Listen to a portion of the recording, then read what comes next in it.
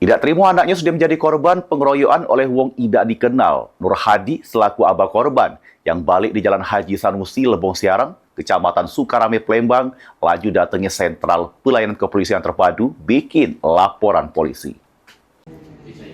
Nasib apes yang dialami RDN anaknya Nur Hadi yang balik di Jalan Haji Sanusi, Lebong Siarang, Kecamatan Sukarame, Palembang sudah menjadi korban pengeroyokan oleh wong yang tidak dikenal. Atas kejadian tersebut, abah korban Nur Hadi laju datangi SPKT Polres Tabes Palembang bikin laporan polisi. Kejadiannya bermula pas anak korban bersama 3 kawannya lagi main HP di jabor rumah kawan anak korban yang berada di Jalan Haji Sanusi, Lorong Bilal, Kecamatan Sukarame, Palembang. Tiba-tiba didatangi sekitar 20 wong yang tidak dikenal dengan gunakan motor sambil bawa senjata landep jenis celurit, corbek, samo pedang. Terus terlapor langsung gebuk samo ngibas ke senjata landep ke arah anak korban samo kawannya.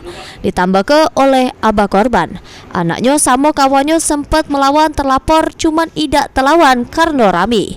Abah korban juga jelas ke rombongan terlapor sempat rebut sama warga sekitar karena tidak senang dicegah. Atas kejadian tersebut, anak korban mengalami luka tujah di tangan, luka besetan di siku tangan kanan, lebam di tangan kiri, sama HP yang diembat oleh rombongan terlapor.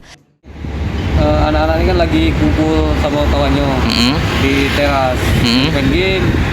Nah, tiba-tiba ada sekelompok geng motor macam mana datang langsung aniaya ada aku, terus HP-nya juga dirampas. Apa beng luka gak? Luka di pipi sini lebam, sama belah kiri tadi buka, terus di tangan ini kena tusuk saja. Ini laporan abah korban sudah diterima oleh pihak kepolisian, terus bakal ditindaklanjuti oleh Satreskrim Polres Tabes Palembang guna pengembangan. Suryadi, PAL TV.